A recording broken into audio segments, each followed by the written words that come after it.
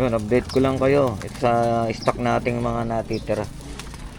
So dito tayo naman kukuha ng ano, pan summer race natin. Kukuha tayo ng singsing ng pan summer race. Ito pa yung mga breeder cock natin. Yan. Tapos may Taiwan diyan, dalawa na cock. Dito ito yung mga hen. So kalay ko may halo diyan na ano, merong halo diyan na isa o dalawang cock pa. Ina-identify ko ba, medyo mahina ako ma-identify ng ano, ng cock. Kaya kasi may cock na ano eh, hindi siya makulit. Ito ano to, Jansen Vandenbroek to. Yan, gagamitin natin uli yan. Pinahinga ko lang sila kasi ano, para gumanda yung katawan nila. So napapansin ko kasi pagka hindi maganda ang katawan, hindi rin masyadong maganda yung napuputos niya eh. Hindi rin masyadong maganda. Kaya kailangan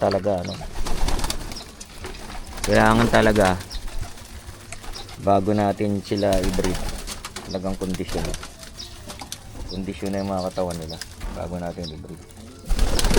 So ito yung mga stock natin na hindi natin ginamit sa south.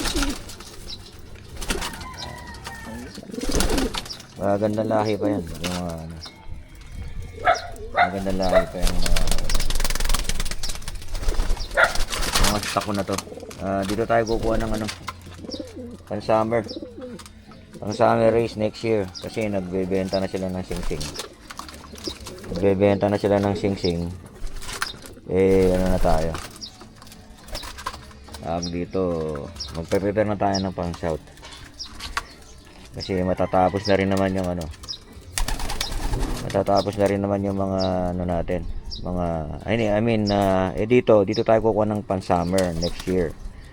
Ang malapit nang matapos ako yung ating breeding sa south, kasi medyo late tayo, mali yung kalkulasyon natin. So dahil nga bagito tayo, next year tayo, agahan natin ng breeding.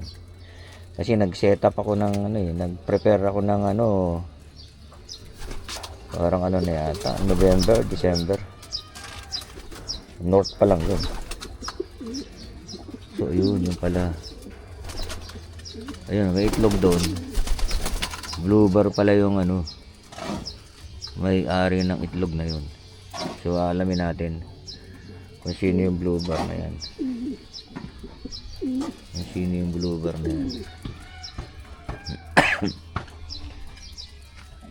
Yan mga kalolo, update ko lang kayo sa mga natitira nating breeders. Ayan, dito tayo kukuha ng pang summer race natin next year. At dahil pang summer race,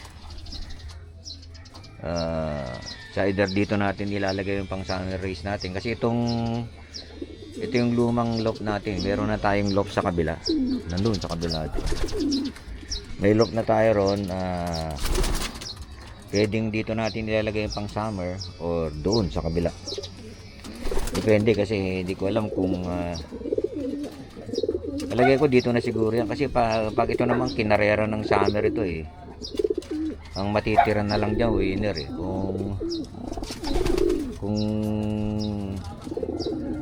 40 mahigit yan, palagay ko pagkatapos ng summer eh, it's either ubos yan or may mga titira tayo mga finisher or panalo kung luluubin at suswertein.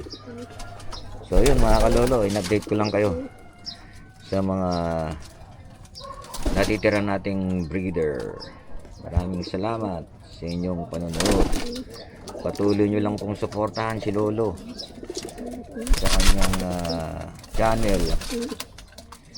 Maraming salamat po sa supporter ni Lolo at saka ibang mga viewers natin. Sana matulungan niyo si Lolo para ma-monetize ang kanyang channel. Maraming salamat po. Bye bye.